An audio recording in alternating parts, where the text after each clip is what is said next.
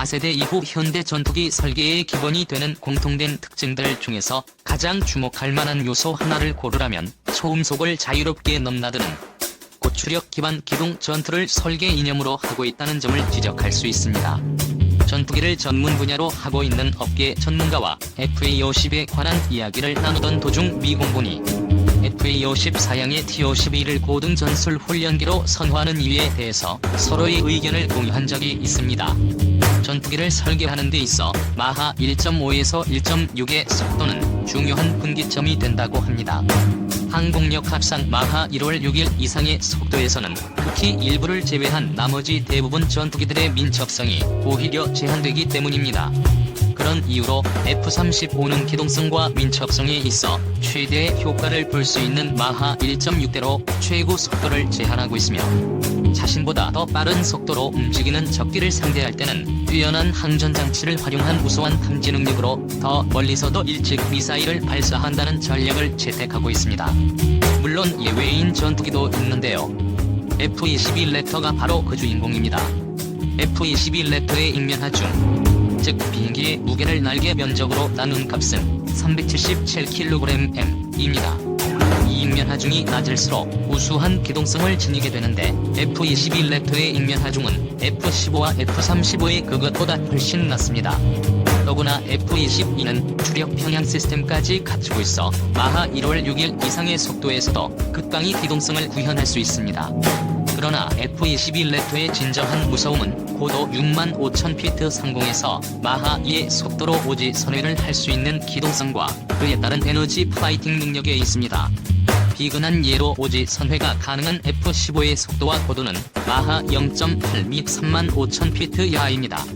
즉 F-22 랩터는 F-15보다 2배 더 높은 고도에서 2배 더 빠른 속도로 F-15를 향해 내리꽂는 에너지 파이팅이 가능하다는 뜻이 되죠. 영상 제목에서도 눈치를 채셨겠지만 오늘의 주제는 바로 이 에너지 파이팅입니다. 오늘날 세계 각 공군들이 파일럿들에게 가르치고 있는 시계 외 공중전 전투 교리와 시계 내 공중전 전투 교리 모두 뛰어난 항전장치를 기반으로 한 에너지 파이팅을 강조하고 있습니다.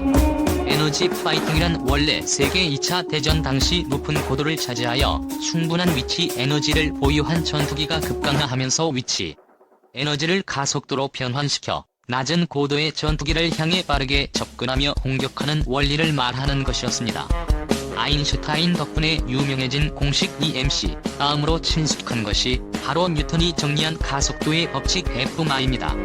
여기서 F는 힘, M은 질량 그리고 A는 가속도를 뜻합니다. 제가 문과 출신이라 보니 이 법칙을 제대로 공부해본 적도 없고 멋들어지게 설명하는 방법도 모르겠습니다만, 이 공식을 변환시켜 질량을 좌변으로 옮기면 FMA라는 공식이 성립합니다. 따라서 전투기의 가속도를 높이려면 좌변의 분자인 추력을 높이거나 분모인 질량을 줄여야 합니다. 쉽게 말하면 전투기의 가속도가 빨라지기 위해서는 좋은 엔진을 사용하여 추력을 높이거나 기체의 무게를 줄여야 한다는 뜻이 되지요. 여기서 전투기의 고도, 즉 위치는 중력에 의해 손쉽게 가속도로 변환될 수 있습니다. 즉 위치나 가속도 모두 에너지에 해당된다는 뜻이며 FMH라는 공식도 성립하게 됩니다. 따라서 추력이 높거나 무게가 가벼운 전투기는 상대방보다 더 높은 위치 에너지를 가질 수 있습니다. 그리고 필요에 따라 이 위치 에너지를 다시 가속도 에너지로 변환시킬 수 있게 되죠. 아까 에너지 파이팅 이론이 세계 2차 대전에 처음 등장했다고 말씀드렸다시피 원래는 근접 공중전, 톡파이트에 사용되는 이론입니다. 그런데 시계 외 공중전에도 에너지 파이팅이 적용된다고? 고개를 갸웃거리실 분들이 있을지 모르겠습니다. 4세대 이후의 현대 전투기들은 기본적으로 높은 추력의 엔진이 탑재되어 있어 빠른 속도를 낼 수 있습니다. 그리고 우수해진 항전장치들, 예를 들면 AESA 레이더나 링크 16 같은 데이터 링크 덕분에 멀리서 적기를 탐색하고 장거리 대공 미사일 BVRAAM으로 교전할 수도 있게 되었죠. 이때 전투기의 속도와 사격 방향에 따라 미사일 사정거리의 2에서 3배 정도 차이가 날 수도 있습니다. 전투기의 속도 에너지가 미사일에 더해지기 때문이죠. 게다가 빠른 속도를 낼 수 있다면 미사일 발사 후 적기의 조준 위험 구역에서 빠르게 탈출할 수 있다는 이점도 얻을 수 있습니다.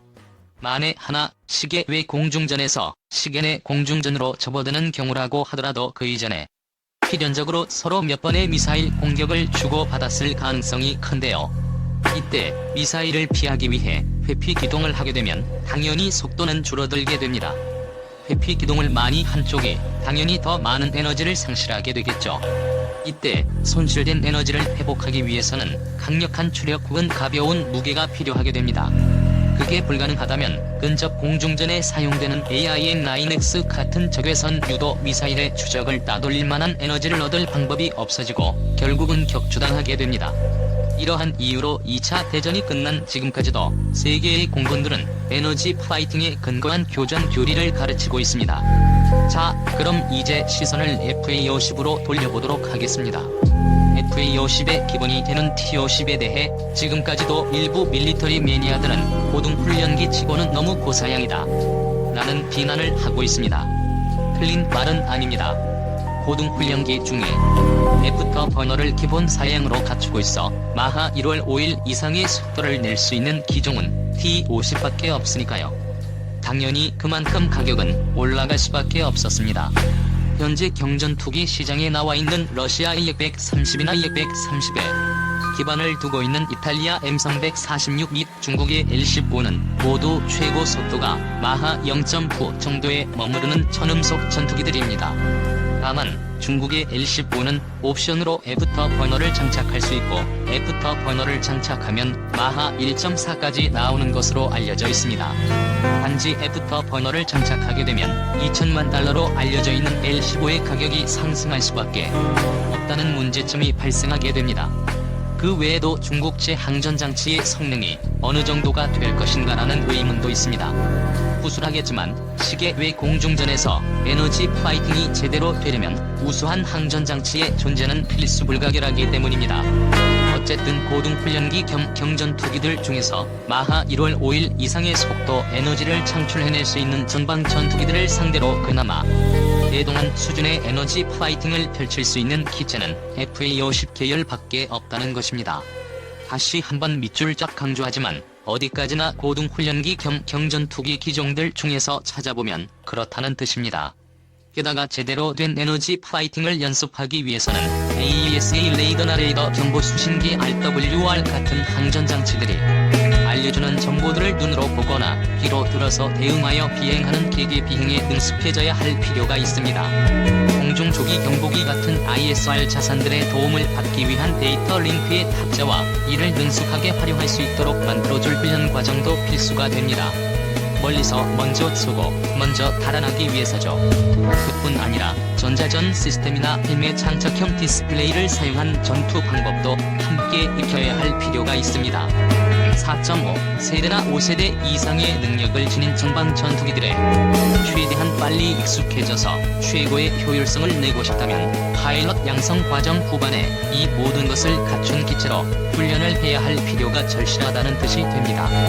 하지만 현재 미 공군의 경우 파일럿 양성 과정이 종료될 때까지 훈련생들이 제일 오랜 시간 탑승하게 되는 기종이 터보 프로 훈련기이며 각종 사고를 일으키고 있는 40년 묵은 훈련기 T-38 탈론을 탑승하는 시간도 얼마 되지 않습니다. 물론 T-38 탈론에는 에너지 파이팅을 훈련하는 데 필요한 필수 장비들도 갖추어져 있지 않습니다. T-7A 레드호크의 경우 F-35 같은 5세대 전투기들과 유사한 디스플레이와 조종 환경을 갖추고 있지만 무장을 장착할 수 있는 하드 포인트가 전무하고 실전 같은 무장 훈련을 하기 위해 필요한 고성능 레이더나 레이더 경보 수신기 같은 각종 항전 장치들도 갖추어져 있지 않습니다. 데이터 링크나 전자전 장치, HMD 등도 당연히 존재하지 않습니다. 그야말로 저렴하게 비행 훈련만 할 수 있게 만들어진 기체라는 점을 보잉 스스로가 인정했죠. 그러다 보니 미 공군 수뇌부는 T-7이 도입되고 이를 통해 파일럿 양성 과정을 수료한 훈련생들이라도 전방 전투기에 익숙해지기까지 오랜 시간이 걸릴 수밖에 없다는 결론에 도달한 것입니다. 결국 이 모든 문제점을 개혁하기 위해 미 공군이 주창한 것이 바로 리포지 개념인 것입니다. 리포지 개념을 만족시키는 기체가 되려면 훈련기 역할도 하면서 에너지 파이팅도 가능한 기체라야 합니다.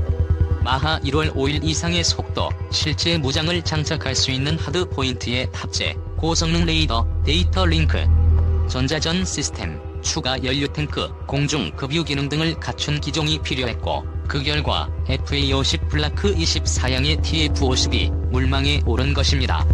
록히드 마틴 대변인도 2021년 12월 14일 에어포스 매거진과의 인터뷰에서 미 공군 교육훈련 사령부가 요구한 조건을 만족시킬 수 있도록 TF50은 경전투기 겸 훈련기로 사용이 가능하도록 구성되어 있다. 예를 들면 실제 무장을 장착할 수 있는 하드 포인트 및 레이더 시스템 그리고 전자전 시스템, 전술 데이터 링크 및 다른 기능들을 포함하고 있다고 설명하고 있는데요. 미 공군과 록히드 마틴은 분명히 TF50을 경전투기로 사용할 계획을 가지고 있음을 천명하고 있습니다. 해외 밀리터리 전문지 제인스는 2019년 9월 6일 기사를 통해 미 의회의 지원을 받는 군사연구소에서 T-7A 레드호크의 무장 버전을 통해 미국 본토를 방어하고 F-15나 F-22 그리고 F-35 같은 첨단 4.5세대 및 5세대 전투기들은 더 위험한 환경에 해외에 파견하는 것이 좋다는 의견을 개진했다고 밝히기도 했습니다. 정리해보면 고등훈련기인 T-7A 레드호크를 경전투기로 파생시켜 미국 본토에 대한 수세적 방어 임무를 맡기는 방안을 미국도 고려했었다는 뜻입니다. 주력 전투기가 5세대 스텔스 F-35로 전환되면서 엄청난 금액의 운영 유지비로 골머리를 앓고 있는 미 공군에게 이서 고등 전술 훈련기로 쓸 수 있고 경전투기로도 쓸 수 있는 저렴한 TF-50 같은 전투기가 무척이나 매력적인 옵션으로 다가오고 있다는 사실을 알 수 있는 대목입니다. 물론 미국의 이러한 상황을 대한민국에 그대로 대입할 수는 없다라는 반론도 있습니다. 미국은 국경을 인접하고 있는 적대국이나 군사 강국이 없으며 태평양과 대서양을 건너야만 본토를 공략할 수 있는 나라이기에 TF-50 같은 경전투기로도 방어가 가능할지 모르지만 대한민국은 강력한 군사력을 보유한 잠재적 적성국가들과 국경을 맞대고 있기 때문에 상황이 다르다고 말이죠. 그런 지적에 대해 충분히 일리가 있다고 인정하고 있습니다. 다만 시야를 한정하지 말고 다른 방향으로 좀 더 넓게 볼 수 있는 기회도 가져보고 싶다는 생각에 전투기의 정통한 전문가에게 조언을 구해 오늘 영상을 만들어 보았습니다. 마지막으로 제가 FA50의 추가 도입을 주장하는 것으로 오해하는 분들이 계신데요. 사실과 다릅니다. 저는 FA50의 추가 도입을 주장하고 있지 않습니다. KF-21의 양산 시점이 10년 남은 현재 상황에서 결코 득될 것이 없기 때문이죠. 다만 FA50 사양으로 업그레이드된 T-50이나 TA-50은 훈련기로도 경전투기로도 사용될 수 있다는 점에 주목하고 있을 뿐입니다. 현재 블랙이글스가 사용하는 T-50이 12대를 제외하고서도 훈련기 사양인 T-50이 50대, 전술 입문 훈련기 사양인 TA-50이 22대 그리고 FA-50이 60대 실전 배치되어 있습니다. 여기에 앞으로 추가 생산 예정인 TA-50 사양 20대를 합치면 대한민국 공군은 무려 152대라는 숫자의 T-50 파생형을 보유하게 되는 것입니다. 결코 적지 않은 숫자이며 이들을 어떻게 효과적으로 사용할지를 반드시 고민해야만 합니다. 게다가 T-50은 2005년부터 양산되기 시작했기 때문에 초도 생산부는 KF-21이 양산되는 2032년이면 기체 연령이 27년에 도달하게 됩니다. 따라서 그 전에 T-50 계열들에 대한 전체적인 정비와 업그레이드 작업을 한 번은 거쳐야 할 것으로 예상할 수 있습니다. 이 작업을 어떻게 해나갈 것인지에 대한 계획을 지금부터 세워나가야 하지 않을까요? 조만간 세간에 알려져 있는 공군 전술기 400대 제한 규정에 대한 오해와 진실을 파헤쳐볼 예정입니다. 동시에 공군이 전력 공백을 메우기 위해 임대를 생각했었다는 미국 구형 F-16들에 관한 이야기도 준비해볼 생각입니다. 관련된 자료를 찾기가 쉽지 않았는데 업계 전문가의 도움으로 대략적인 내용을 파악할 수는 있었습니다. 공군 전술기 400대 제한에 대해 제가 정확하지 못한 정보를 전달해드렸던 부분도 있다는 사실을 알게 되었고 이를 정정해야 할 필요도 느끼고 있습니다.